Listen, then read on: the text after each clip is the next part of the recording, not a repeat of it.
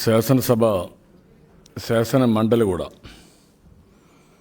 5 రోజుల నుంచి ఒక ఫార్స్గా తయారైపోయింది.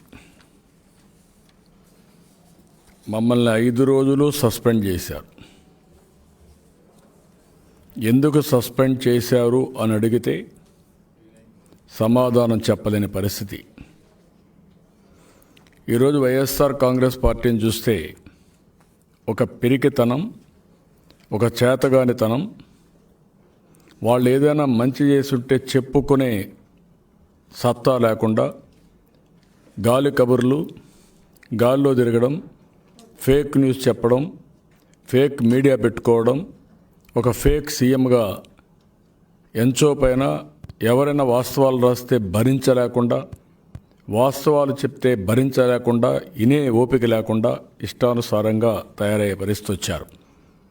ఎవరైనా ప్రజాస్వామ్యం పైన విలువ ఉండేవాళ్ళు, ఎవరైనా ప్రజాహితం కోరే ఏ ముఖ్యమంత్రి అయినా సరే, ఏ ప్రజానాయకుడైనా సరే, అవతల ప్రతిపక్షంగా ఏదైనా చెప్తే నీ తెలివితేటలతో, నీ చాకచక్యంతో నువ్వేం చేసావు చెప్పి ప్రజల్ని మెప్పించాలనే కానీ ప్రజల్ని బ్లాక్మెయిల్ చేయడం, లేకుంటే వాళ్ళ తరపున మాట్లాడిన వ్యక్తుల్ని ఎక్కడికక్కడ ఇష్ట ప్రకారం దాడులు చేయడం, ఇలాంటి చేయడం అనేది చాలా నీచం, చాలా దుర్మార్గం, చాలా బాధాకరం అని చెప్పి కూడా నేను మీకు తెలియజేస్తున్నా.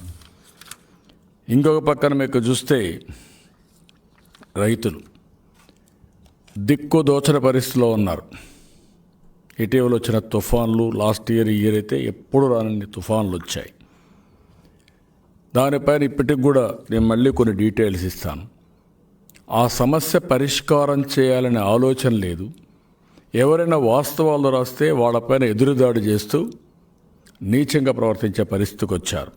ఉమెన్, మహిళలపైన దాడులు పెరిగిపోతే గొప్పలు చెప్పాడు, నేను దిశ చట్టాన్ని తెచ్చాను. ఆ దిశ చట్టానికి దశ దిశ 2 లేవు. ఇప్పుడు అది ఆటకెక్కింది. అంటే వాస్తవం తెలుసుకోకుండా ఒక ముఖ్యమంత్రి ప్రవర్తించే తీరు వల్ల ఏ విధంగా నష్టం వస్తుందో, అవగాహన లేని ముఖ్యమంత్రి వల్ల ఏ విధంగా ఇబ్బందులు వస్తాయో దిశ చట్టం ఒక ఉదాహరణ. నిన్నే నేను ఒక లిస్ట్ ఇచ్చాను బీసీలకి. ఏమీ లేని దానికి బీసీలకి ఏదో చెప్తూ అసలు ఉండే పొజిషన్స్ అన్ని వీళ్ళు ఎంజాయ్ చేస్తూ వాళ్ళని మభ్యపెట్టే ప్రయత్నం చేస్తున్నారు. ఈరోజు ఇంకొక లిస్ట్ కూడా ఇస్తాను. ఇటుకన్నిటికీ సమాధానం చెప్పాలి. ఆ రోజు సామాజిక న్యాయం అంటే తెలుగుదేశం పార్టీ అగ్రవర్ణాల్లో ఉండే అందరికీ న్యాయం చేశాం. అదే సమయంలో బీసీలకు పెద్దపీట వేశాం, బడుగు బలహీన వర్గాలకు న్యాయం చేశాం. ఆ రోజు రెడ్లు కూడా నేను ఎక్కడా డిస్క్రిమినేట్ చేయలేదు. కమ్మాస్ కానీ, రెడ్డీస్ కానీ, ప్రతి ఒక్క కులంలో ఉండే వ్యక్తులకు న్యాయం చేస్తూ సామాజిక న్యాయంతో ముందుకు పోతే ఈరోజు నువ్వు చేసే పనులన్నీ, చేసేదన్నీ తప్పుడు పనులు, చేసేది ఎదురుదాడి. నువ్వు ఎదురుదాడి చేసినంత మాత్రాన అవాస్తవం వాస్తవం అయిపోదు, అది గుర్తుపెట్టుకోవాలి. ఇంకొక పక్కన ఎస్సీలు, ఏంటి మీ దాడులు? ఏమిచ్చారు వాళ్ళకు? ఏమి ఇవ్వాల. దాడులు విపరీతంగా పెంచేసి సబ్ ప్లాన్ కూడా అమలు చేయకుండా పోయే పరిస్థితికి వచ్చారు. చట్టం ఉంది, అది తెలుసోదేదో నాకు తెలియదు ఈ ముఖ్యమంత్రికి. ఎస్సీ ఎస్టీ సబ్ ప్లాన్కు ఒక చట్టాన్ని తీసుకొచ్చాడు ఆ రోజు కిరణ్ కుమార్ రెడ్డి, కంబైన్డ్ ఆంధ్రప్రదేశ్లో. ఆ చట్టం ఇంకా అమల్లోనే ఉంది. అదేనా గుర్తుపెట్టుకోని ముఖ్యమంత్రిని హెచ్చరిస్తున్నా. ఎస్టీలు అంతే, మైనారిటీలు. ఈరోజు మీరు చూస్తే అబ్దుల్ సలాం వాళ్ళు సిఐని ఎస్ఐని ఇద్దరిని అరెస్ట్ చేసి అదే మరిగా వాళ్ళిద్దరిని ఉద్యోగాలను తీసేయమని చెప్పి డిమాండ్ చేస్తున్నారు.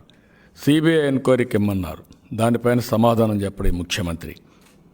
ఇంకొక పక్కన యువత నిరుద్యోగం, ఉపాధి లేకుండా అల్లాడుతూ ఉండడం. ఆ రోజు ప్రత్యేక హోదా కథలు చెప్పి ఈరోజు ప్రత్యేక హోదా ఊసే లేకుండా చేసే పరిస్థితికి వచ్చాడు. అన్ఆర్గనైజ్డ్ లేబర్, అసంఘటిత కార్మికులు పొట్టగొట్టాడు. ఇసుక వాళ్ళ పొట్టగొట్టి వాళ్ళందరూ ఆత్మహత్యలు చేసుకునే పరిస్థితి తీసుకొచ్చి మీ పొట్టలు నింపుకునే పరిస్థితికి వచ్చారు తప్ప దేనికి పనికొచ్చింది నీ sand policy? I'm asking straight question ముఖ్యమంత్రిని. 1.5 సంవత్సరం అయింది, గాడిదలుగా వస్తున్నారా మీరు? ఇంకా గట్టిగా కూడా చెప్తున్నా, ఏం చేశారు మీరు? ఎన్ని పాలసీలు తీసుకొచ్చారు? ఎవరి కోసం ఈ పాలసీలు? అంటే మీ దోపిడీ కోసరం ఈరోజు ఈ రాష్ట్రంలో మైనింగ్ కార్పొరేషన్ ఉంది. తెలుసా మీకు? వేరే రాష్ట్రంలో కోల్ మైన్స్ మన మైనింగ్ కార్పొరేషన్ ఆపరేట్ చేశారు, కాంపిటీషన్లో తీసుకొచ్చుకున్నారు. ఆ మాత్రం ఇంగిత జ్ఞానం ఉండాలి మీకు. మీరు ఆపరేట్ చేయాలంటే మన మైనింగ్ కార్పొరేషన్ ద్వారా ఆపరేట్ చేయొచ్చు, లేకుంటే ఫ్రీ ఇసుక ఇవ్వచ్చు. ఫ్రీ ఇసుక పెడితే ఎవరికి బాధ లేదు. మీ మనుషులు మీరు దోచుకోవడానికి ఇష్టానుసారంగా 5 రెట్లు 6 రెట్లు 10 రెట్లు ఇసుక పెంచేసి నాసి రకం ఇసుక ఇస్తారా మీరు? అడిగితే మాకు అన్నీ తెలుసు అని అజంతో మాట్లాడతారా మీరు? సమాధానం చెప్పని అడుగుతున్నారు. కడుపు గాలిపోతుంది. 40-50 లక్షల మంది అసంఘటిత కార్మికులు పని లేకుండా, ఏం చేయాలో దిక్కు తెలియకుండా ఆందోళన చేస్తే కేసులు పెడుతూ, సిగ్గు కూడా లేకుండా మొన్న కొంతమంది ఆందోళనలో ఏమీ చేయకుండా ఒక ఇది పట్టుకొని ఇది చేశారని ఆ కేసులో మళ్ళా తెలుగుదేశం పార్టీ రవీంద్రను అరెస్ట్ చేయాలనుకుని నీచ స్థాయికి మీరు దిగజారిపోతున్నారు. నోటీసులు పంపిస్తారా? అంటే మీరు చేసే అరాచకాలు అంతూ గింతూ లేకుండా పోయే కొందికి ఫ్రస్ట్రేషన్ లెవెల్స్ కూడా చాలామందిలో పెరుగుతున్నాయి. అలాంటి ఫ్రస్ట్రేషన్ లెవెల్స్ వచ్చినప్పుడు ఒకటిద్దరు తొందరపడితే దాన్ని మళ్ళా తెలుగుదేశం పార్టీకి తీసుకొస్తారా మీరు? అంటే ఏమనుకుంటున్నారు? ఇలాంటివన్నీ చేసి ఈరోజు మీరు చూస్తే చాలా దుర్మార్గంగా వీళ్ళు చేసే పరిస్థితికి వచ్చారు. 24 బిల్లులు తీసుకొచ్చారు. ఏంటి బిల్లులు? ఎక్కడికక్కడ మీరు చూస్తే 24 బిల్లులు చర్చ కూడా రాకుండా కొన్ని చేశారు. కౌన్సిల్లో కొన్ని బిల్లులు తిరిగి పంపించారు. పెట్రోల్, డీజిల్ మీద వ్యాట్, రోడ్ సెస్, మున్సిపల్ ఆస్తి, ప్రొఫెషనల్ ట్యాక్స్ ఇవన్నీ పంపిస్తే తిరిగి పంపించారు. తిరిగి పంపిస్తే మళ్ళా చర్చ చేయాలి. ఇప్పుడు ఇంకొక పక్క ఏపీ డెవలప్మెంట్ కార్పొరేషన్ ఒకటి తీసుకొచ్చారు. ఆ కార్పొరేషన్ అంటే కడవన మున్సిపాలిటీల్లో ఇష్ట ప్రకారం పన్నులు పెంచేశారు. నేను ఎప్పుడూ చూడలా. నీటి మీద పన్ను పెంచారు. ఇంటి పన్ను అయితే మనం ఊహించింది ఇది. వాల్యుయేషన్ వేసి పెంచుకుంటూ పోతారు ప్రతి సంవత్సరం. అది స్టాచ్యురేషన్ వచ్చే వరకు. ఎక్కడన్నా ఉందండి ఇది? ఎప్పుడో కొన్న ఇల్లుకి ఇప్పుడు నువ్వు ప్రాపర్టీ ట్యాక్స్ అనే పేరు పెట్టి ఇంటికి పెంచుకుంటూ పోతే వాడు ఏం కావాలి? వాడు ఆదాయం పెరిగిందా ఈరోజు? అదే మరి ఇంకొక పక్క తాగునీటి పైన విపరీతంగా పెంచేయబోతున్నారు. చెత్త, ఇంట్లో ఉండే చెత్త బయట తీసుకొచ్చిస్తే దానికి పన్ను వేస్తున్నారు. ఇంకొక పక్క ఇంట్లో ఎవరైనా కానీ టాయిలెట్స్ పెట్టుకుంటే దానికి పన్ను వేస్తున్నారు, డ్రైనేజెస్ అంట. ఇంకొక పక్క రోడ్డు మీదకి వస్తే ఫుట్పాత్ ఉంటే ఫుట్పాత్ మీద చేసేస్తారు. ఇంకొక పక్క ఆడెక్కడ లైట్ ఉంటే ఆ లైట్ ఛార్జ్ చేసి అది కూడా వీళ్ళే కట్టాలి, స్ట్రీట్ లైట్. ఇంకొక పక్కన మీరు చూస్తూ ఉంటే 1-2 కాదు, కడాన మిగిలిన జుట్టు మిగిలింది, లేకపోతే చెప్పులు మిగిలాయి, వేసుకునే బట్టలు మిగిలాయి. ఇది పిచ్చి తుగ్లక్ పాలన కాకపోతే ఏంటని అడుగుతున్నా. ఇవన్నీ తీసి ఎక్కడ పెట్టారు? ఏపీ డెవలప్మెంట్ కార్పొరేషన్ పెడతారా మీరు? ఎంత ధైర్యం అండి మీకు? కళ్ళబుల్లే మాటలు చెప్తారా? గాలి కబుర్లు చెప్తారా మీరు మేమేం పెంచమని? అంటే ఎఫ్ఆర్బిఎం ఇంకో బిల్ తీసుకొచ్చారు. ఎఫ్ఆర్బిఎంలో 0.25 ట్యాక్సేషన్ కోసం ఈ ఆస్తి పన్ను, వృత్తి పన్ను ఇవి తీసుకొస్తారా? అదే మాదిరిగా ఇప్పటికే మీరు చూస్తే ఇంకొక పక్కన చూస్తే ఎఫ్ఆర్బిఎంలో రైతులపైన భారం వేయడానికి మీటర్స్ పెడతారా మోటార్లకి? ఎవడిచ్చాడు మీకు ఈ అధికారం? నేను అడుగుతున్నా. ఇది ఎన్టీ రామారావు గారు ఉన్నప్పుడు తెలుగుదేశం పార్టీ ఇచ్చిన గిఫ్ట్ ఇది. రైతులు సాధించుకున్న హక్కు ఇది. అలాంటి రైతులు సాధించుకున్న హక్కు మీద మీరు ఈరోజు కావాలని మీటర్లు పెడితే అంటే మీరు డబ్బులు ఇస్తామని చెప్తారు. కళ్ళబుల్లి మాటలు ఎక్కడిచ్చారు? మీరు మాట మీద నిలబడ్డారా? మీరు ఒక ఫేక్ ముఖ్యమంత్రి. ఆ రోజు ఏం చెప్పారు? మేము ఎక్కడా పన్నులేమన్నారు. ఎన్ని పన్నులు వేశారు ఈరోజు? ఆ రోజు ఏం చెప్పారు? ఎన్నో హామీలు ఇచ్చారు. ఈరోజు ఏదైనా నెరవేర్చారా మీరు? రైతుకే ఉదాహరణ, 12,500 రూపాయలు రైతు భరోసా కింద ఇస్తామని చెప్పిన మీరు 7,500 రూపాయలు ఇచ్చి, గవర్నమెంట్ ఆఫ్ ఇండియా ఇచ్చి 6,000 కలిపి మీ లెక్కలో చెప్తే ప్రజలంత అమాయకుల రైతులు. కేంద్ర ప్రభుత్వం అంతా చూస్తూ ఊరుకుంటుందా? వాళ్ళు ఇచ్చే డబ్బులు మీ అకౌంట్లో వేసుకోవడం ఏంటి? వాళ్ళు డైరెక్ట్గా రైతు అకౌంట్కి వేస్తున్నారు. ఆ మాత్రం కూడా బుద్ధి లేకుండా మాట్లాడే పరిస్థితికి వచ్చారు. ఇది మరణ శాసనమే రైతుకి. మెడకు ఉరేయడమే. రేపు కట్టకపోతే ఎలక్ట్రిసిటీ డిపార్ట్మెంట్, మొన్నే చూసాం కడపలో, ప్రభుత్వ డిపార్ట్మెంట్లు డిస్కనెక్ట్ చేసి పవర్ వేయకుండా చేసి అక్కడి నుంచి అది కట్టినాకనే కరెంట్ ఇస్తామనే పరిస్థితికి వచ్చారు. రేపు రైతులకు కూడా ఇదే పరిస్థితి అవుతుంది. ఆ విషయం మనందరం గుర్తుపెట్టుకోవాల్సిన అవసరం ఉంది. ఇంకొక పక్కన ఎఫ్ఆర్బిఎం పెంచారు. కార్పొరేషన్స్ అన్నీ కూడా లెఫ్ట్ అండ్ రైట్ పెంచుకుంటూ వెళ్ళిపోయారు. మామూలుగా పెంచడం కాదు, అన్ని కార్పొరేషన్లో అప్పులు తెచ్చేశారు. ఆ డబ్బును మళ్ళా గవర్నమెంట్ తీసుకొచ్చుకున్నారు. అదే నేను అన్నాడు సురేష్ ప్రభు ఒక మాట చెప్పాడు, ఫైనాన్స్ మినిస్టర్ రాష్ట్రం, పరిస్థితులు చేయి జారిపోక మునిపే జాగ్రత్త తీసుకోవాలి. ఆంధ్రప్రదేశ్లో ఫైనాన్షియల్ పొజిషన్ డ్రిఫ్ట్ అవుతున్నారు. ఈ సంవత్సరం మీరు చూస్తే వీళ్ళ ఆదాయం కంటే అప్పులు ఎక్కువ చేశారు. ఇంకా లోటు బడ్జెట్ ఉంది మళ్ళా, అంటే అప్పులు ఎక్కువ, ఇంకా మళ్ళీ పెండింగ్ ఉండే బిల్స్ ఉన్నాయి. అదే సమయంలో అప్పులు ఎక్కువ చేసేసారు, ఆదాయం తగ్గే పరిస్థితి వచ్చింది. ఇన్ని పెంచిన తర్వాత కూడా ఈరోజు మీరు చూడండి, కరెంట్ ఛార్జీలు పెంచారు, ఆర్టీసీ రేట్లు పెంచారు, ఇంకొక పక్కన వ్యాట్ వేశారు, గ్యాస్ మీద పెంచారు. ఒకటి రెండు కాదు, ఎక్కడ దొరికితే నాకే ఆశ్చర్యంగా ఉంది. నేను చూడలేదు ఇంత పెద్ద ఎత్తున ట్యాక్సులు పెంచేది, ఎప్పుడు వినలేదు, కనలేదు. నా 40 సంవత్సరాల రాజకీయంలో ఇంత దారుణంగా చేయలేదు. లిక్కర్ పైన మీరు చూస్తే విపరీతంగా 200%, 300% పెంచేసే పరిస్థితికి వచ్చారు. ఇవన్నీ చేసిన తర్వాత కూడా ఈరోజు ఇంకొక పక్కన చూస్తూ ఉంటే ఒకటి కాదు, రెండు కాదు, వీళ్ళు చేసిన పనులు కడాన పేదవాళ్ళకి ఇచ్చిన అసైన్మెంట్ భూములు కూడా లాగేసుకోవడానికి ఒక చట్టాన్ని తీసుకొచ్చారు. 90% ఎస్సీలు ఉన్నారు దీంట్లో, ఒక 10-15% అదర్ కమ్యూనిటీస్ ఉంటారు, బీసీలు అందరూ. అవి కూడా లాగేసుకోవడానికి ఒక బిల్ తీసుకొచ్చి ఆ మంత్రులు మాట్లాడతారు రహితంగా చేతకాంతనంతో.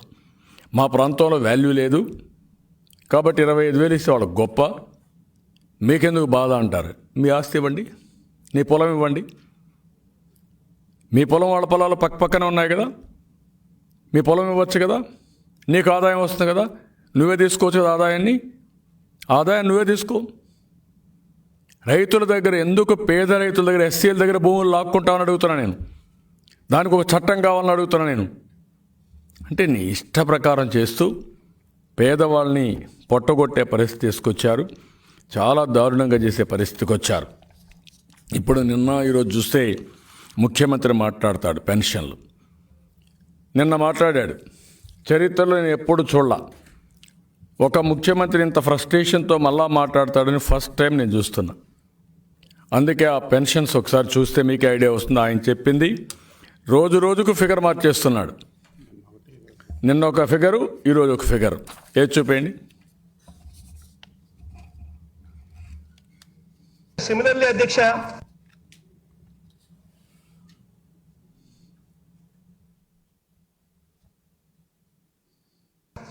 అక్టోబర్ 2018 దాకా అధ్యక్ష, అంటే ఎన్నికలకు కేవలం 6 నెలల ముందు అధ్యక్ష, ఎన్నికలకు 6 నెలల ముందు వరకు వీళ్ళ పెన్షన్ల సంఖ్య ఎంత తెలుసా అధ్యక్ష? 44,32,592 అధ్యక్ష.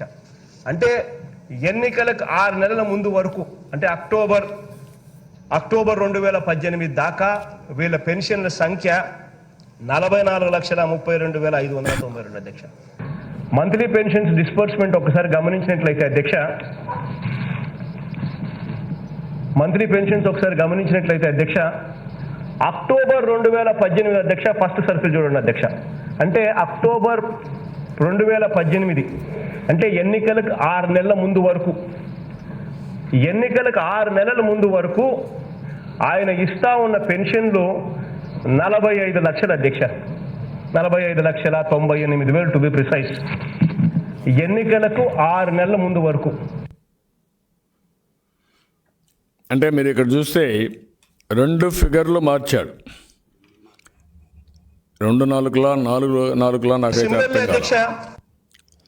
నిన్న మాట్లాడినప్పుడు 44,32,592 ఆయన నోటికుండా చెప్పాడు అక్టోబర్ 2018కి. ఈరోజు మాట్లాడినప్పుడు అక్టోబర్ 2018కి 45,98,217 చెప్పాడు. వాస్తవంగా ఇవి 50,29,047. బుద్ధి ఉందండి సీఎంకి? ఈయనకి సీఎంగా ఉండే అర్హత ఉందా? గవర్నమెంట్ ఫిగర్స్ మారతాయా? పూటకొకసారి మారతాయా? మీది నాలుక లేకపోతే ఏమనాలి దాన్ని? నాకైతే అర్థం కావడాలి. ఈ ముఖ్యమంత్రిని ఎంత ఇది చేయాలో నాకు అర్థం కాల. ఇతను ఒక ముఖ్యమంత్రి, ఒక ఫేక్ ముఖ్యమంత్రి, పనికిమాలిన ముఖ్యమంత్రి, ఏమీ సబ్జెక్ట్ తెలియని ముఖ్యమంత్రి. మాట్లాడితే వాళ్ళపైన ఎదురుదాడి చేస్తారా ఇంటని చెప్తే గవర్నమెంట్లో లెక్కలు మారవు. మనుషులు మారచ్చు, పార్టీలు మారచ్చు, కానీ లెక్కలు మారవు. ఆ విషయం ముఖ్యమంత్రి గుర్తుపెట్టుకోవాలి. There is a CFMS, comprehensive financial management system. అది కూడా తెలుసో తెలియదో నాకు తెలియదు. అది ఆపరేషన్లో ఉందో కూడా నాకు తెలియదు. ఎందుకు దానికి ట్రాన్స్పరెన్సీ పెట్టలేదు మీరు? It is very clear. ఎంత ఆదాయం వస్తుంది every minute you can see. ఎంత ఖర్చు పెడతాం కూడా యూ కెన్ సీ. ఎంత అప్పులు చేసా కూడా చూడొచ్చు. ఎంత బకాయిలు ఉన్నా కూడా చూసే పరిస్థితి వస్తుంది. అది గుర్తుపెట్టుకోవాలి ఈ ముఖ్యమంత్రి. అదే సమయంలో 45 ఏళ్లకు ఈరోజు ఇరుచుకుపడుతున్నాడు. పాపం ఫ్రస్ట్రేషన్ వస్తున్నాడు మనిషి. నేను అడుగుతున్నా, 45 ఏళ్ళలో మీరు చెప్పింది అది ఒకసారి ఏది చూపేయండి. కడుపు నిండని పరిస్థితి ఉన్న వీళ్ళంతా కూడా బ్రతికే కడుపు నిండని పరిస్థితి. పనులకు పోతేటప్పటి నుంచి కడుపు నిండని పరిస్థితిలో ఉన్న వీళ్ళంతా కూడా బ్రతికే పరిస్థితి కూడా లేదు. 45 ఏళ్లకే 50 ఏళ్లకే కీళ్ళు నొప్పులు మొదలవుతాయి. పనులకు పోవాలంటే కష్టపడే పరిస్థితి. నాన్నగారు 50 ఏళ్లకు మీకు పెన్షన్ పెట్టాడు. మీ అన్న ముఖ్యమంత్రి అవుతాడు, కానీ 45 ఏళ్లకే చేస్తాడు అని చెప్పి వాళ్ళందరికీ కూడా మాట చెప్తా ఉన్నా.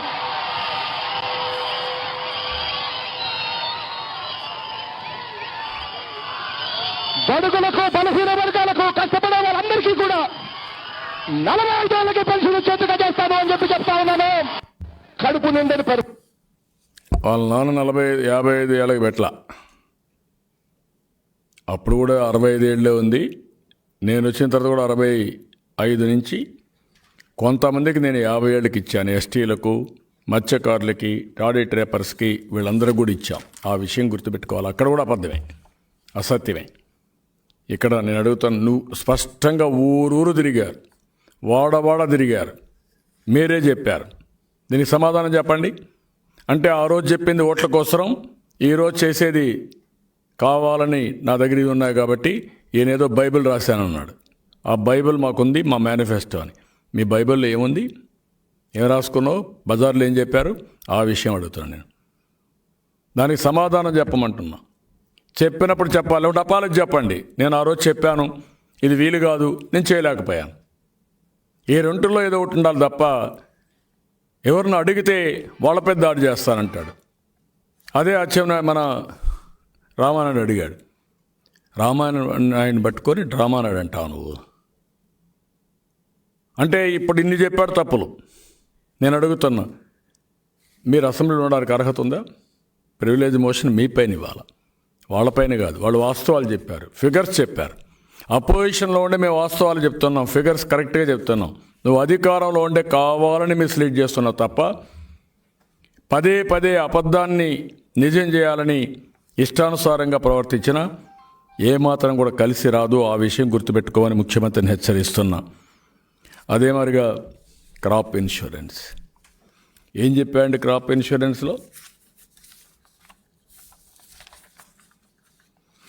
ఇన్సూరెన్స్లో మీరు చూస్తే అది కూడా చూపేయండి. 2000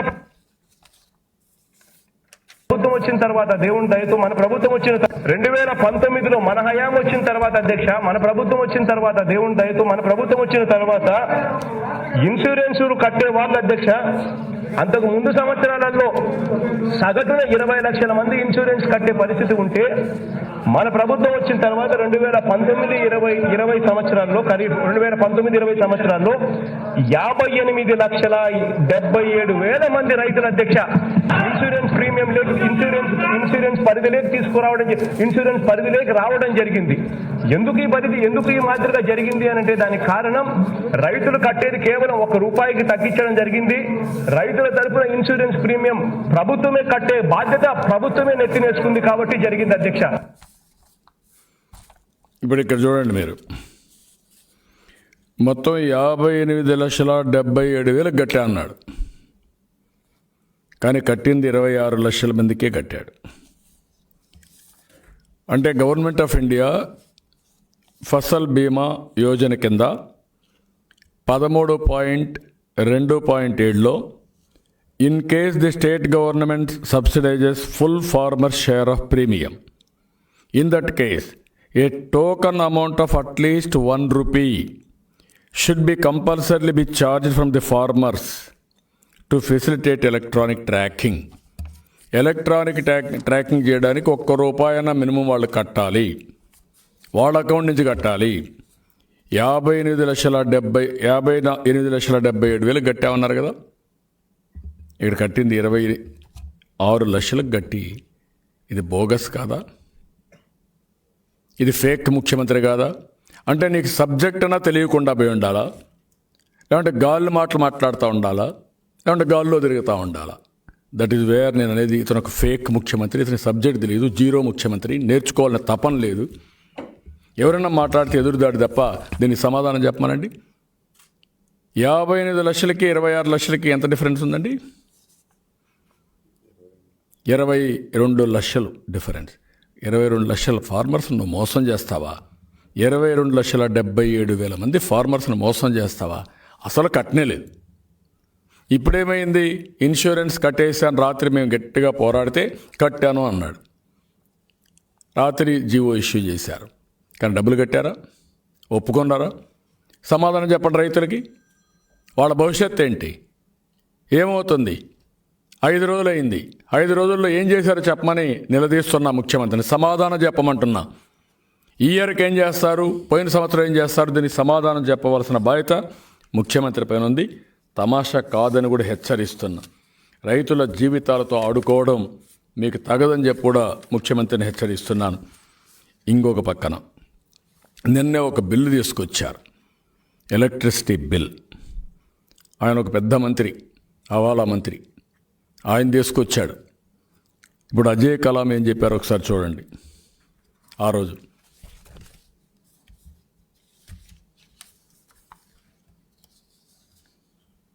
reiterate that there are investors who are ready to invest today 5,000 megawatt power. They want to give us at ₹2.70 without a PPA agreement. I mean, right at our doorsteps asking us to enter into agreements without any PPAs. ఇప్పుడు 30 ఏళ్ళకి ఇస్తున్నారు. మీ door steps దగ్గర ఉన్నారు కదా, 5,000 megawatt రెడీగా ఉంది కదా, మీ advisor కదా, ఆ అడ్వైజర్ని శాక్ చేస్తావా? నువ్వు అపాలజీ చెప్తావా ప్రజలకి?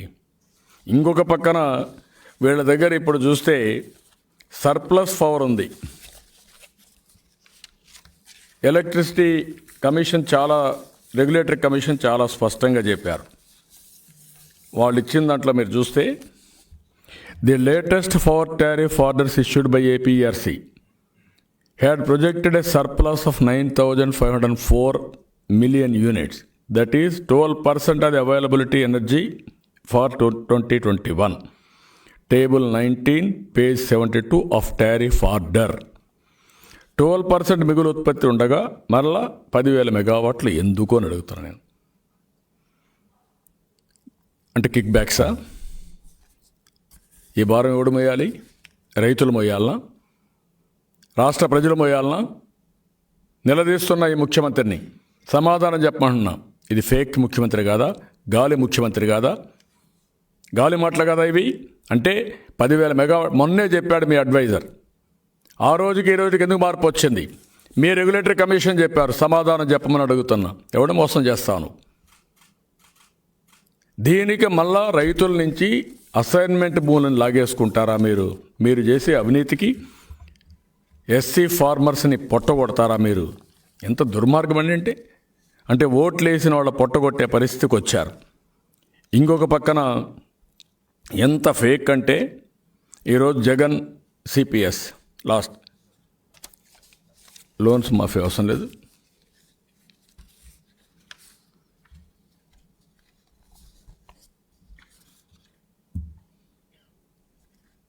నా సిపిఎస్ మనం అధికారంలోకి వచ్చిన వారంలో చేపించేస్తానన్న, దాని గురించి పక్కన పెట్టి ప్రతి గవర్నమెంట్ ఉద్యోగస్తునికి నేను మాటిస్తా ఉన్నాను, నాది బాధ్యత అని చెప్తా ఉన్నాను, వారంలో చేయిస్తానని చెప్పి మీ అందరికీ హామీ ఇస్తా ఉన్నాను. అధికారంలోకి వచ్చిన తర్వాత దేవుడు దయ వల్ల ఖచ్చితంగా సిపిఎస్ ను రద్దు చేస్తాం, మళ్ళీ ప్రతి గవర్నమెంట్ ఉద్యోగస్తుడికి తోడుగా ఉంటామని చెప్పి మీ అందరికీ కూడా హామీ ఇస్తా ఉన్నా. ప్రతి ఉద్యోగస్తుడికి కూడా ఇంటి స్థలాలు ఇస్తాము, ఇల్లులు కట్టిస్తాను అని చెప్పి ప్రతి ఉద్యోగస్తుడికి చెప్తా ఉన్నా.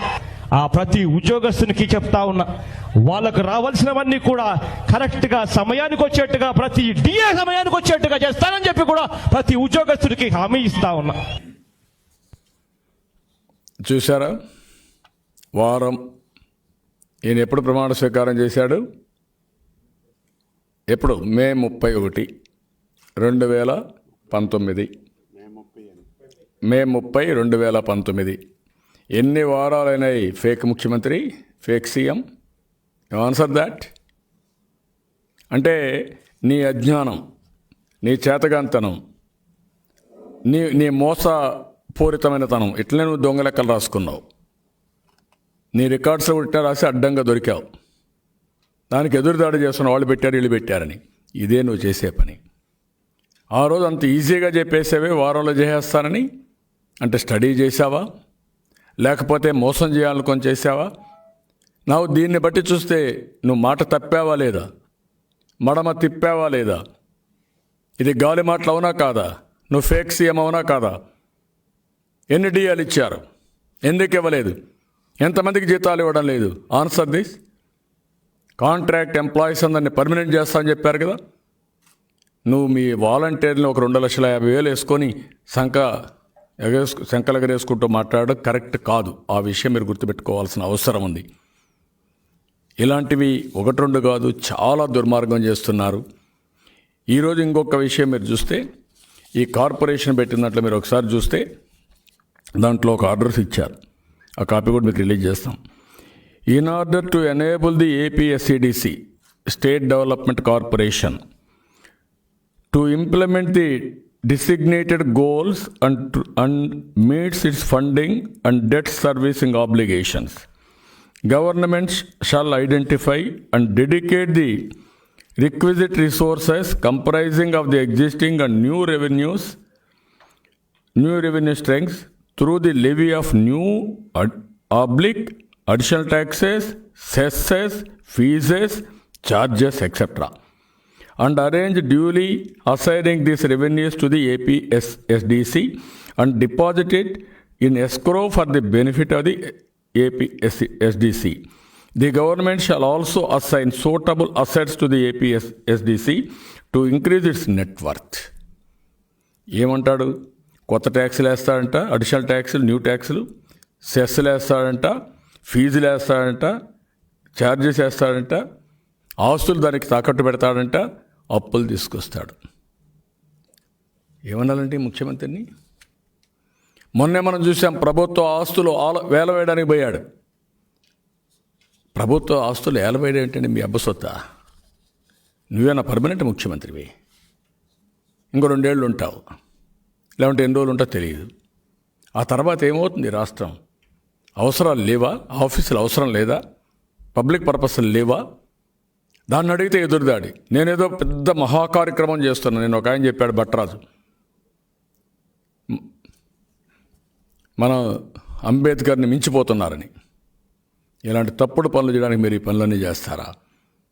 దీనికి సమాధానం చెప్పమని అడుగుతున్నా. అంటే మనలందరినీ తాకట్టు పెడుతున్నాడు. నీకెవడిచ్చాడండి రైట్ మమ్మల్ని తాకట్టు పెట్టే రైటు? ఆ విషయం కూడా వీళ్ళు గుర్తుపెట్టుకోవాల్సిన అవసరం ఉంది. ఇంకొక పక్కన ఈరోజు మీరు చూస్తే డైరీ డెవలప్మెంట్ కార్పొరేషన్, దీనికి ఒక జీవో కూడా ఇష్యూ చేశారు. ఈ జీవో ప్రకారం అమూల్కి ఆపరేట్ చేయడానికి 1,362.22 కోట్లు ఇన్వెస్ట్మెంట్ అవసరం. 80% స్టేట్ గవర్నమెంట్ మేము ఖర్చు పెడతామని, 1089 కోట్ల రూపాయలు ఖర్చు పెడతామని నేను అడుగుతున్నా. ఇక్కడ 17 డైరీలు ఉన్నాయి, 20 డైరీలు ఉన్నాయి, ప్రైవేట్ అండ్ కోఆపరేటివ్. ఈ 17 డైరీలు ఆంధ్ర వాళ్ళు ప్లస్ నేషనల్ ప్లేయర్స్ కూడా ఎవరున్నారు, వాళ్ళు కూడా వచ్చారు. వాళ్ళ కాంపిటీషన్ ఉన్నప్పుడు వాళ్ళు కొనుక్కుంటున్నారు. నేను అడుగుతున్నా మిమ్మల్ని, వాళ్ళు కొనుక్కుంటే ఒక డైరీని గుజరాత్ ఫార్మర్స్ అసోసియేషన్ అక్కడుంది, ఒక జిల్లా యూనిట్, వాళ్ళని తీసుకొచ్చి ఇవన్నీ అప్పచెప్పడం ఏంటండి? ఇంత డబ్బులు ఇవ్వడం ఎందుకండి? 4 రూపాయలు వాళ్ళకి ఇవ్వడం ఏంటండి? విజయవాడలో ఉంది, ఎందుకు ఇవ్వకూడదు? కృష్ణ యూనియన్ గుంటూరులో ఉంది, కర్నూలులో ఉంది, విశాఖపట్నం ఉంది, ఇక్కడ చాలా ఉన్నాయి, ఎందుకు ఇవ్వకూడదు వీళ్ళకు? వాళ్ళు ముద్ద మీకు ఏం చేశారని అంటే కక్ష విధ్వంసం. హెరిటేజ్ని దెబ్బతీయాలి, హెరిటేజ్ని దెబ్బతీయలేరు. హెరిటేజ్ని దెబ్బతీయాలి కాబట్టి అందరిని నాశనం చేసేయాలి, అందరిని కొట్టేయాలి, విధ్వంసం చేయాలి, రాష్ట్రాన్ని తగలబెట్టాలి, రాష్ట్రాన్ని నాశనం చేయాలి, డైరీలను కూడా తాకట్టు పెట్టాలి. దీనికి అధికార యంత్రాంగాన్ని పణంగా పెట్టి ఉపయోగించుకునే పరిస్థితి వచ్చాటి. ఏమన్నా ఈ ముఖ్యమంత్రిని మనం ఇలాంటివి చాలా దారుణంగా ప్రవర్తిస్తున్నాడు. ఇంకొక పక్కన మీరు ఒకసారి చూస్తే ఇక్కడ మొత్తం మొన్న యూనివర్సిటీ చెప్పాను నేను, మేమేం చేసాం వాళ్ళు ఏం చేశారని. ఇప్పుడు రాష్ట్రంలో టీటీడీలో మేమున్నప్పుడు 19 మంది ఉండేవాళ్ళు, 36 చేశారు. తిరుమల తిరుపతి దేవస్థానం యొక్క పవిత్ర దెబ్బతీసేశారు. మొత్తం పవిత్ర దెబ్బతీసి ఇష్టానుసారంగా చేసి ఈరోజు మీరు చూస్తూ ఉంటే దీంట్లో దగ్గర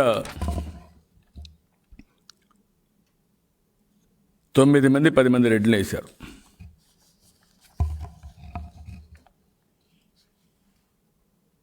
ధర్మారెడ్డి, వైవి సుబ్బారెడ్డి, మల్లికార్జున రెడ్డి, ప్రశాంతి, పార్సారథి రెడ్డి, పుట్టా ప్రతాప్ రెడ్డి, భూమన కరుణాకర్ రెడ్డి, ఏజే శేఖర్ రెడ్డి, కుపేందర్ రెడ్డి, చెవిరెడ్డి భాస్కర్ రెడ్డి, మొత్తం 9 మందిని వేశారు.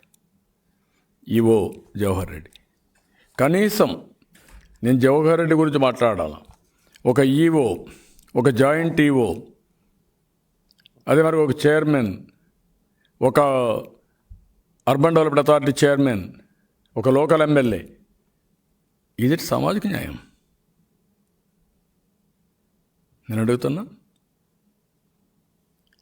మేము ఉన్నప్పుడు కూడా వేసాం, 2-3 రెడ్డిని వేసాం. అప్పుడు కూడా రామచంద్రారెడ్డిని వేసాం, మేడా రామకృష్ణారెడ్డిని వేసాం, వాళ్ళ ఫాదర్ని, ఈ పెద్దిరెడ్డిని వేసాం. ఈ విధంగా ఆ రోజు కూడా మేము ఒక 4 అశోక్ రెడ్డిని వేసాం, ఇట్లా వేసాం. అక్కడ సామాజిక న్యాయం చేశాం, అందరిని బ్యాలెన్స్ చేశాం. మీరు చేసిన సామాజిక ద్రోహం చేశారు. మీరు మళ్ళీ నోరు తెరిస్తే అన్ని అసత్యాలు, అన్ని బొంకులు, మళ్ళా బెదిరించడం. ఈరోజు ఈ జరిగే పనులన్నీ చూస్తూ ఉంటే నేను అవి కూడా రిలీజ్ చేస్తున్నా మీకు, ఇవన్నీ పేర్లు కూడా. It is all black and white. I'm asking him to answer. ఎన్ని ఇచ్చారు బీసీలకి? 1-2 ఇచ్చారు. అది మన రాష్ట్రంలో ఉండే బీసీలని 1-2 ఇచ్చారు. ఒకరిని కొలుసు పారసారథి ఎమ్మెల్యే, 2 శివకుమార్ బీసీ, వీళ్ళు ఇచ్చిన పేర్లు. ఇంకొక ఆయన పక్క రాష్ట్రంలో ఎవరో ఎమ్మెల్యే, మన రాష్ట్రం కాదు, కడవాళ్ళందరూ పక్క రాష్ట్రం వాళ్ళే. దీనికి సమాధానం చెప్పండి. 2 బీసీలు ఈ రాష్ట్రం వాళ్ళు, 9 మంది రెడ్లా? You answer this? You are having any guts to answer this? ఎందుకంటే మీరే పెండోరా బాక్స్ ఓపెన్ చేసి, ఇంతవరకు నా జీవితంలో ఎప్పుడూ చేయలేదు. నేను ఎప్పుడు రెడ్లకు న్యాయం చేశాను, కమ్మాస్కి న్యాయం చేశాను, ఎల్లమాస్ చేశాను, కాపులకు చేశాను, అందరికీ చేశాను, అందరికీ సమన్యాయం చేశాను, సామాజిక న్యాయం చేశాను. I'm more cautious. I know అందరికీ తగిన ప్రాతినిధ్యం ఇవ్వాలి, అందరినీ క్యారీ చేయాలని నేను పోతే నీ ఇష్ట ప్రకారం ఏకపక్షంగా వేసుకుంటూ తిరిగి దాడులు చేస్తావా నువ్వు? ఎవడిచ్చాడు నీకు అధికారం? తమాషాట్లాడుతున్నావు. ఇంకొక పక్కన ఈరోజు ఉపాధి హామీ ఏంటండి తమాషాట్లాడుతున్నారు? ఉపాధి హామీతో ఆ రోజు ఎంపీపీలు, సర్పంచ్లు, జడ్పీటీసీలు లేకుంటే ఎంపీటీసీలు, ప్రజాప్రతినిధులు వర్కులు చేశారు. చట్ట ప్రకారమే చేశారు. చట్టాన్ని ఉల్లంఘించి ఎక్కడా చేయలేదు. చట్టంలో చాలా స్పష్టంగా ఉంది. మెటీరియల్ కాంపోనెంట్ వరకు పనులు నామినేషన్ పైన, నామినేషన్ కూడా కాదు అది, వాళ్ళు యాక్చువల్ కాస్ట్ టు కాస్ట్ పనులు చేయాలని ఉంది. దానికి ఏజెన్సీని సర్పంచ్ సెలెక్ట్ చేసుకుంటాడు, వాళ్ళు చేస్తారు. ఆ సమయంలో కేంద్ర ప్రభుత్వం ఏం చెప్పారంటే మేము ఈ సంవత్సరం ఇవ్వలేకపోతున్నాం, మీరు పనులు చేసుకోండి, మేము తర్వాత ఇస్తామన్నారు. పనులు చేశారు. పనులు చేసిన పాపానికి ఈరోజు వాళ్ళకి డబ్బులు ఇవ్వరా మీరు? ఎంత దుర్మార్గం అండి ఇది. వాళ్ళందరూ ఇప్పుడు రోడ్డు మీద పడ్డారు, అప్పులు చేశారు. అప్పులో ఇంటికి వస్తే అవమానంగా ఫీల్ అవుతున్నారు. అందుకే ఈరోజు మేమందరం కూడా ఇటు అసెంబ్లీలో మమ్మల్ని సస్పెండ్ చేస్తారా మీరు? కౌన్సిల్లో అక్కడ కూడా మా వాళ్ళందరూ ఫైట్ చేసే పరిస్థితికి వచ్చారు. 25,000 కిలోమీటర్ల సిమెంట్ రోడ్లు వేసాం. అంగన్వాడీ కేంద్రాలు 5,092 కట్టాం. పంచాయతీ భవనాలు 2,000 కట్టాం. శ్రీశక్తి భవనాలు 400 కట్టాం. 6 లక్షల పంట కుంటలు దువ్వాం. 10 లక్షల వ్యక్తిగత మరుగుదొడ్లు కట్టాం. మేము మరుగుదొడ్లు కడితే మీరు దానిపైన ట్యాక్సీలు ఇస్తున్నారు. 50,000 చెక్ డ్యాములు కట్టాం. ఇవి కాకుండా వేస్ట్ ఎనర్జీ ప్లాంట్స్ పెట్టాం. అంటే చెత్త నుంచి కాంపోస్ట్ ఎరువులు తయారు చేయదని పెట్టాం. శ్మశాన వాటికలు చేసాం. ఆట స్థలాలు ఇవన్నీ కట్టి 2వ స్థానంలో మన రాష్ట్రాన్ని నిలిపాం ఆ రోజు. ఇంకొక పక్కన కేంద్రం దీనికోసం 1845 కోట్లు ఇచ్చింది. 615 కోట్లు వీళ్ళు పెట్టాలి. రెండూ కలిపితే కేంద్రం ఇంకొక మాట కూడా చెప్పారు, ఈ డబ్బులు వచ్చిన వెంటనే 3 రోజుల్లో వాళ్ళకందరికీ ఇచ్చేయాలి, మీరు ఇవ్వకపోతే 12% వడ్డీతో సహా చెల్లించాలి అని చెప్పారు. టైం టు టైం మీరు మాకు ఏం యాక్షన్ తీసుకుందో మాకు చెప్పాలి, దానిపైన మేము చర్యలు తీసుకుంటామని. అది కూడా ఫస్ట్ కమ్ ఫస్ట్ సర్వ్డ్. ఈరోజు పని అయితే ముందైనవాడికి ముందు ఇవ్వాలి, తర్వాత అయినవాడికి తర్వాత ఇవ్వాలి. నేను అడుగుతున్నా, వీళ్ళ అబ్బా సొమ్మండి. ఈరోజు ముందు చేసిన వాళ్ళకి పని ఇవ్వకుండా వీళ్ళు వస్తానే చేసిన వాళ్ళకి డబ్బులు ఇస్తారా మీరు? అన్నీ బోగస్ బిల్స్ ఇస్తారా మీరు? ఈరోజు ఎక్కడ డబ్బులు ఇవ్వకుండా వీళ్ళని ఆడిస్తారా? ఈరోజు మేమంతా కూడా పర్మనెంట్ వర్కులు చేసి అసెట్స్ క్రియేట్ చేస్తే దేశంలోనే ఆదర్శంగా నిలిస్తే ఈరోజు మీరు చేసిన పని ఏంటి? విజిలెన్స్ వేస్తే 96% ఇచ్చారు. ఆ రోజు మీ ఎంపీ కంప్లైంట్ చేశాడు, కేంద్రం నుంచి వచ్చారు, చూశారు, చూసి చెప్పారు ఏం లేదు అన్నీ బాగున్నాయి అని మళ్ళీ డబ్బులు రిలీజ్ చేశారు. NIRD వాళ్ళు కూడా చేసి బాగా పనులు అయినాయి, చాలా బాగున్నాయి, నాణ్యత ఉంది అని వాళ్ళు కూడా సర్టిఫై చేసే పరిస్థితికి వచ్చారు. ఇంకొక పక్కన అత్యంత పారదర్శకంగా జరిగిందని అవార్డు ఇచ్చారు. అలాంటి పనులు తప్పుడు ఇది పెట్టుకొని మీ ఇష్ట ప్రకారం మీరు చేస్తారా? పులివెందులకు డబ్బులు రిలీజ్ చేస్తారా? మీరు పుంగునూరు డబ్బులు రిలీజ్ చేస్తారా? మీ అహంభావం, మీ యొక్క అరాచకం అక్కడెట్టిచ్చారండి. అంటే మీకు ఒక పద్ధతి ఉందా? పద్ధతి లేకుండా మీరు చేసే పరిస్థితికి వచ్చారు. ఇంకొక పక్క ఇవన్నీ కూడా 15 రోజుల లోపల వీళ్ళు యూటిలైజేషన్ సర్టిఫికేట్స్ ఇవన్నీ ఇవ్వాలంటే అన్నీ కూడా వైలేట్ చేసే పరిస్థితికి వచ్చారు. ఇంకొక పక్కన మీరు చూస్తూ ఉంటే కేంద్ర బడ్జెట్లో ఈసారి 60,000 కోట్లు పెట్టారు కోవిడ్ కారణంగా. దాన్ని ఉపయోగించుకోలేకపోయారు. కరువు వచ్చినప్పుడు 100 రోజుల నుంచి 150 రోజులు పెంచి ఆ రోజు ఉపయోగిస్తే మీరు అది కూడా చేయలేకపోయారు. ఇంకొక పక్క మంత్రి కృష్ణదాసు ఎగతాళి చేస్తాడు. ఈరోజు ఇవన్నీ చూసిన తర్వాత దీంట్లో కూడా 60% SC, ST, BC వీళ్ళే చేశారు. ఎందుకు నిలిపారో సమాధానం చెప్పండి. ఒకవేళ తీసేస్తారా? మొత్తం డిపార్ట్మెంట్ అంతా సస్పెండ్ చేస్తారా? ఎవరి రెస్పాన్సిబిలిటీ ఇది? First department responsibility. ఎవరైతే నాన్ అఫిషియల్స్ ఉన్నారో నాన్ అఫిషియల్స్ కోఆపరేట్ చేసి ఎగ్జిక్యూట్ చేశారు. ఆ ఎగ్జిక్యూట్ చేసినప్పుడు డిపార్ట్మెంట్ ఈ పనులు చేసినప్పుడు సూపర్వైజ్ చేసినప్పుడు వాళ్ళకు కూడా రెస్పాన్సిబిలిటీ ఉంది. వాళ్ళ మెడ మీద కత్తి పెట్టి మీ మీద మాకేం లేదు, తెలుగుదేశం వాళ్ళు దెబ్బతీయాలి లేకుంటే ఆ రోజుండే ఎంపీటీసీలని సర్పంచ్ని దెబ్బతీయాలి అనే విధంగా బ్లాక్మెయిల్ రాజకీయాలు చేస్తారా? ఇది నీచం కాదా? ఈ ప్రభుత్వం ఈరోజు చెప్పాల్సిన అవసరం ఉంది. ఎంత డబ్బులు పెండింగ్ ఉన్నాయి, బిల్స్ అన్నీ ఎంత పెండింగ్ ఉన్నాయి, అవన్నీ కూడా సమాధానం చెప్పాలి. నేను ముందే చెప్పాను, వీళ్ళు చేసింది శారీరకంగా ఇబ్బంది పెట్టడం, ఎక్కడికక్కడ కేసులు ఇవన్నీ పెట్టి మానసికంగా ఆందోళనకు గురి చేయడం, ఆర్థికంగా దెబ్బతీయడం. అప్పుడు రాజారెడ్డి ఉండేవాడు, ఉండేవాళ్ళకి మీకు తెలుసో లేదో నాకు తెలియదు. అతను ఏం చేసేవాడంటే ఎక్కడికక్కడ మనుషులు పంపించి మామిడి తోటలు చీని తోటలు ఉంటే నరికిచ్చేసేవాడు. అంటే మళ్ళా ఆ వ్యక్తి కోలుకోకుండా ఉండాలి ఆర్థికంగా. అదే చేస్తున్నాడు ఈ ఉన్మాది. మొత్తం ఆస్తులు ఎవరికన్నా ఉంటే ఆస్తులు లాగేసుకుంటున్నాడు. ఇంకా చాలా ఉన్నాయి రాష్ట్రంలో. ఏమైంది కృష్ణపట్నం, ఏమైంది మచిలీపట్నం? ఇలాంటివన్నీ మనం చూస్తే చాలా దుర్మార్గంగా ప్రవర్తిస్తూ అందరినీ. ఏమైంది ఈరోజు గెలాక్సీ గ్రనైట్, కాకినాడ పోర్టు కానీ, ఇంకొక పక్క ఇక్కడ ఈ ఈస్ట్ గోదావరిలో ఒక మినరల్ ఉంది, ఆ మినరల్ కానీ లాటరైట్ మినరల్, ఇవన్నీ ఏమైనాయి అంటే మీకు అన్నీ అన్నమాట. ఒక విధంగా రాష్ట్రంలో ఉండే ప్రజలందరిపైన పన్నులేసి విపరీతంగా వాళ్ళని బాధించి ఆ డబ్బులు వసూలు చేయాలా?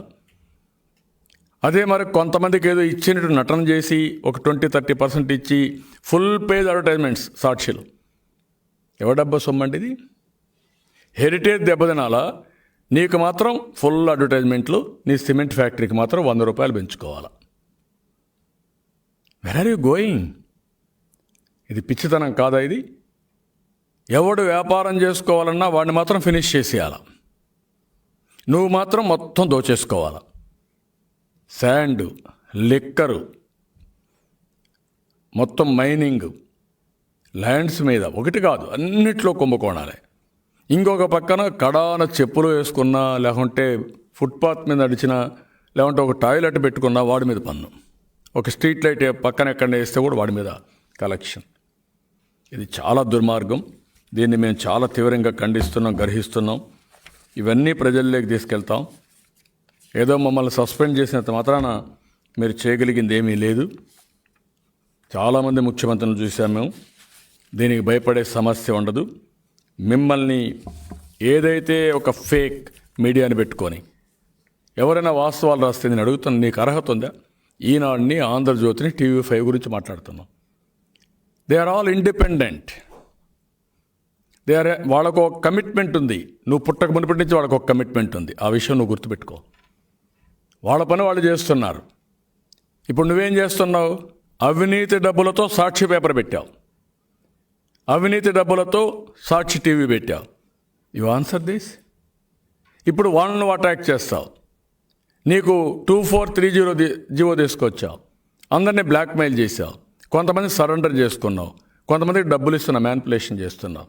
ఎవరైతే నీకు లొంగలేదో వాళ్ళని బురద జల్లుతున్నావు. What is this? అంటే ఏమనుకుంటున్నారు మీరు? ఎవరైనా వాస్తవాలు రాస్తే వాళ్ళు సంఘ విద్రోహ శక్తులు, ఎవడైతే నీకు సరెండర్ అవుతారో వాళ్ళు దేశభక్తులు. ఫేక్ మీడియాలో ఉండే వాళ్ళందరూ నీకు పెద్ద ఇది చేసే పరిస్థితికి వచ్చావు. అందుకే నేను అంటున్నా, గాలి కబుర్లు కట్టిపెట్టు, గాలి హామీలు కూడా కట్టిపెట్టు. నువ్వు చెప్పిన మాటల్లో నిజాయితీ లేదు, నువ్వు ఇచ్చిన హామీల్లో నిజాయితీ లేదు. పాదయాత్రలో ఒకటి చెప్తావు, ఎన్నికల ప్రచారంలో ఇంకోటి చెప్తావు, మేనిఫెస్టోలు ఇంకోటి పెడతావు, అది బీరువాలో పెట్టుకొని దాచిపెట్టుకుంటావు. ఇప్పుడు అదే బైబిల్ అంటావు. అక్కడ పని అయిపోయింది, ఇప్పుడు కొత్త బైబిల్ వచ్చింది. దీనికి అంతటికి సమాధానం చెప్పాల్సిన అవసరం ఉంది. నేను అడుగుతున్న ఈ ముఖ్యమంత్రికి ధైర్యం ఉంటే 18 నెలల్లో మీరు ఏమి సాధించారో చెప్పుకుంటే అది విన్న తర్వాత పబ్లిక్ డిసైడ్ చేస్తారు తప్ప ఈ మాదిరిగా మాట్లాడడం కూడా కరెక్ట్ కాదు. ఆ రోజు కుల రాజకీయాలకు పాల్పడి కావాలని తప్పుడు ప్రచారం చేశారు. ఈరోజు కూడా మళ్ళా కుల రాజకీయాలు అధికారంలోకి వచ్చి నువ్వు చేసే తప్పులన్నీ వేరే వాళ్ళకి అట్రిబ్యూట్ చేయాలని చూస్తున్నావు. ఇది జరగదు, మంచి పద్ధతి కాదు. ఇప్పటికైనా బేషరతుగా విత్డ్రా చేసుకో, రాష్ట్ర ప్రజలకి అపాలజీ చెప్పు. ఇట్లే చేస్తే మాత్రం నిన్ను చరిత్రహీనుడిగా చేసే వరకు వదిలిపెట్టాం. ఆ విషయం ఈ ముఖ్యమంత్రి గుర్తుపెట్టుకోవాల్సిన, ఒక అవినీతి పరుడు, ఒక నేరస్తుడు అందరిపైన పడి అన్ని విధాల ఇబ్బంది పెట్టడం చాలా దారుణం, చాలా బాధాకరం. దీన్ని చాలా తీవ్రంగా ఖండిస్తున్నాం.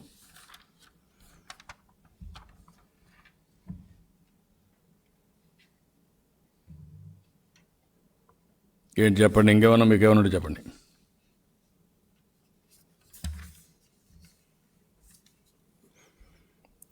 ప్రస్తుతానికి అసెంబ్లీ అయింది. కోవిడ్లో కూడా మాట్లాడుతున్నారు నన్ను గురించి. నేను అడుగుతున్నా, మీకు బాధ్యత ఉందా? పారాసిటమాల్, బ్లీచింగ్ పౌడర్ గుర్తుందా మీకు? ఒక్కరోజు ఒక ప్రెస్ కాన్ఫరెన్స్ పెట్టాడా ఈ ముఖ్యమంత్రి? ప్రజల్ని ఎడ్యుకేట్ చేశాడా? నేను ఎడ్యుకేట్ చేశా. ఇంకొక పక్కన ప్రజల్ని ముందుకు రమ్మని హెల్ప్ కూడా చేయమన్నాం. సబ్జెక్ట్ని ఎడ్యుకేట్ చేశాం. కంటిన్యూగా చేస్తూనే ఉన్నాం. ఇంకా అది కూడా తెలియకుండా ఈరోజు అసెంబ్లీలో, పార్లమెంట్లో మీరు చూస్తే పార్టీషన్ పెట్టి, గ్లాసెస్ పెట్టి, వాట్ యూ దట్ మనం ఏ ఏ టైప్ ఆఫ్ గ్లాసెస్ దీని ప్లాస్టికా లేకుంటే ఇది ఉంది,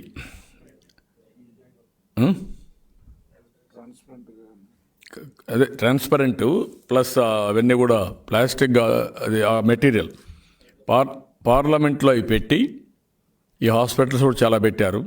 అది పెట్టి పార్లమెంట్ రన్ చేశారు. ఎప్పటికప్పుడు శానిటైజ్ చేశారు. ఇక్కడ ఏమన్నా పెట్టారండి? ఎవరన్నా వస్తే టెంపరేచర్ టెస్ట్ చేస్తున్నారా మీరు? ఎవరన్నా వస్తే కనీసం వాళ్ళకి శానిటైజేషన్ కూడా చేయకుండా, వాళ్ళు కూర్చున్న ప్లేసులో శానిటైజ్ చేయకుండా వాళ్ళ కర్మకు వాళ్ళు వదిలిపెట్టే పరిస్థితికి వచ్చారంటే మీకు సీరియస్నెస్ ఉందా? కరోనా సూపర్ స్ప్రెడర్స్గా తయారయ్యారు వీళ్ళు. దాన్ని కూడా రాజకీయం చేశారు. దాన్ని కూడా కావాలని కేసులు పెట్టి, మనం పోకపోయినా కేసులు పెడతారు. నిన్న కూడా నేను చూస్తున్నా, పవన్ కళ్యాణ్ తిరుపతి పార్లమెంట్కి పోతే అక్కడ ఆయన పైన దాడి. అంటే ఏంటి ఆ ఉన్మాదం? ఈరోజు రానివ్వలేదండి. ఇప్పుడు సాయంత్రం నెల్లూరు వస్తే దాడి చేశారు ఈ వరద చూడడానికి వస్తే. అదే నేను చెప్పేది. అంటే ఏంటి ఉన్మాదం? ఇంక ఎవరిని ఉండిస్తారు మీరు? అంటే మీకు ఏదో వీళ్ళకు పూనకం వచ్చింది, పోగాలం వచ్చి పూనకం వచ్చింది. ఇంకోటి కాదు ఇది. నేను అందుకే ఎంతో కూడా చెప్పాను, ఇది పులివెందల పంచాయతీ అని చెప్పా. పులివెందల పంచాయతీ ఇదే. అదే పంచాయతీ రాష్ట్రం అంతా చేయాలనుకుంటారు. వీళ్ళ తాత వల్ల కూడా కాదు, ఈయనలా కాదు, ఈయన పుట్టించిన జేజేరి వల్ల కూడా కాదు. గుర్తుపెట్టుకోవాలి. అది చేస్తే చరిత్రహీనుడిగా మిగిలిపోతాడు తప్ప ఏం జరగదు. అదే అసెంబ్లీ జరుగుతుంది ఇప్పుడు. డబ్బా భజనే, అంతా భజన డబ్బా. దానిపైన వీళ్ళంతా భట్రాజులు మరీ తయారైపోయి పొగుడుకుంటూ కూర్చుంటున్నారు. ఇంకేం చెప్పండి. వర్కౌట్ చేస్తాం. ఇంకా ఈ రైతులకు న్యాయం చేయాలి. అదే మరి టిట్కో వాళ్ళకు కూడా న్యాయం జరగాలి. అది కూడా ప్రాబ్లం ఉంది. అదే సమయంలో ఇంకా కొన్ని సమస్యలు, మేజర్ ఇష్యూస్ కొన్ని ఉన్నాయి. అవన్నీ కూడా వీళ్ళు ఏమాత్రం కూడా పరిష్కారం చేయకుండా, నరేగా బిల్స్ ఉన్నాయి, అబ్దుల్ సలాం కుటుంబం ఉంది, పెట్రోల్ డీజిల్ పైన ట్యాక్స్ పెంచడం ఎన్ని ఉన్నాయి, రైతులకు మీటర్లు మోటార్స్ పెట్టడం ఉంది. ఇలాంటి సమస్యలు, శాండ్ ఇష్యూ ఒకటి ఉంది, లిక్కర్ ఇష్యూ ఒకటి ఉంది. ఈ ప్రజలకు తీసుకెళ్తాం, చైతన్యవంతులు చేస్తాం. ఎందుకు ఈ నిర్ణయాలు చేశారో, వీళ్ళు కావాలని ఏ డ్రామాలు ఆడుతున్నారో ఇవన్నీ చెప్పి వీళ్ళ అవినీతిని ఎండగడతాం. వీళ్ళ అవినీతిని, ప్రజా వ్యతిరేక కార్యక్రమాలు రెండూ కూడా ప్రజలకు అండగా ఉంటాం. ఇంకేదైనా మీకేమైనా డౌట్స్ ఉంటే చెప్పండి. ఒక పక్క అసెంబ్లీలో ఉండే మా మెంబర్లు కానీ, కౌన్సిల్లో ఉండే మా మెంబర్లు కానీ ప్రజా సమస్యలపైన బాగా పోరాడారు, వీరోచితంగా పోరాడారు. వాళ్ళు ఎన్ని విధాల బెదిరించినా బెదరకుండా పోరాడారు. అందుకే తెలుగుదేశం పార్టీ విజయం. మున్సిపల్ ట్యాక్స్ కానీ, ప్రొఫెషనల్ ట్యాక్స్ కానీ, మోటార్ వెహికల్స్కి వేసిన ట్యాక్సేషన్ మీద కానీ, అదే మరి రోడ్డు సెస్ కింద ఈ రోడ్స్ కానీ ఇవన్నీ కూడా తిరిగి పంపించగలిగారు. మళ్ళా వాళ్ళు చేసుకోవచ్చు కానీ మేము నిరసన తెలియజేయగలిగాం. ఆ సాటిస్ఫాక్షన్ ఉంది. కౌన్సిల్ ఈరోజుండి ఏవైతే ప్రజా వ్యతిరేక కార్యక్రమాలు చేశారో ఆ బిల్లు తిరిగి పంపించాం. ఈ ప్రభుత్వం మొండి వైఖరితో మళ్ళా పాస్ చేసుకునే పరిస్థితికి వచ్చారు. నరేగా పైన కూడా ఎండగట్టాం. వీళ్ళ యొక్క దుర్మార్గమైన కార్యక్రమాన్ని రైతులు కానీ టిట్కో కానీ అన్నీ కూడా బాగా లబ్ధిదారుల తరపున నిలబడ్డాం, పోరాడాం. ఈ ప్రభుత్వాన్ని చాలా వరకు లొంగదీయగలిగాం. వీళ్ళు చేయకపోవచ్చు, కానీ వీళ్ళ దోషులుగా నిలబెట్టాం ప్రజల ముందర. ఆ రోజు చెప్పింది ఏంటి, ఈరోజు చేసేది ఏంటి, రెండు కూడా చెప్పి వీళ్ళు దోషులుగా నిలబెట్టగలిగాం. అదే మాదిరిగా నేను రైతులు టిట్కో వాళ్ళందరికీ ఒకటే చెప్తున్నా, మీరు అధైర్యపడక్కర్లేదు. రాబోయే రోజుల్లో కేటగిరీ 3 and 4 కూడా ఉచితంగా ఇప్పించే బాధ్యత నేను తీసుకుంటాను. ఆ రోజు మా ఎలక్షన్ మేనిఫెస్టోలో ఏవైతే చెప్పామో అది 100% చేస్తాం. అంత ఈజీగా వదిలిపెట్టాం. నా ఇల్లు నా సొంతం. ఏ ముఖ్యమంత్రి మాట తప్పొచ్చు, కానీ మేము మాట తప్పం. డెఫినెట్గా అది ఫ్రీగా ఇస్తాం. మీరు అధైర్యపడాల్సిన పని లేదు. మీ ఇల్లు అది, మీరు తీసుకోండి. కావాలని ఇంకోటి కూడా చేస్తున్నారు, అది కూడా వీళ్ళందరూ జాగ్రత్తగా ఉండాలి. మీకు 1 లక్ష రూపాయలు ఇస్తాం, మీరు ఇచ్చేసి వెళ్ళిపోండి వీళ్ళు అమ్ముకోవడానికి. ఇది కూడా చాలా పెద్ద మ్యానిపులేషన్, చాలా టూ మచ్. ఇది వాళ్ళకు కూడా అపీల్ చేస్తున్నా, ఇది నీకు ఒక ఆస్తి, మంచి లేఅవుట్, ఇది ఇలాంటి ఇంకా రావు. గేటెడ్ కమ్యూనిటీ తరపించే విధంగా వాళ్ళు చేసేంత స్లమ్ క్రియేట్ చేస్తున్నారు. అక్కడ బొమ్మంటారు మిమ్మల్ని ఒక సైట్ ఇస్తామని, అక్కడ నువ్వు ఫౌండేషన్ కూడా వేసుకోలేవు. వాళ్ళు ఇచ్చే డబ్బులకి 1,20,000 30,000 లేదంటే 1,50,000 ఇస్తే ఎక్కడ సరిపోతుంది, ఏం చాలదు. కాబట్టి మీరు ఆ ఇల్లు మీరు కాపాడుకోండి. కోర్టుకి వెళ్ళండి, రండి, మేము సపోర్ట్ చేస్తాం, మేము అండగా ఉంటాం. Okay, thank you.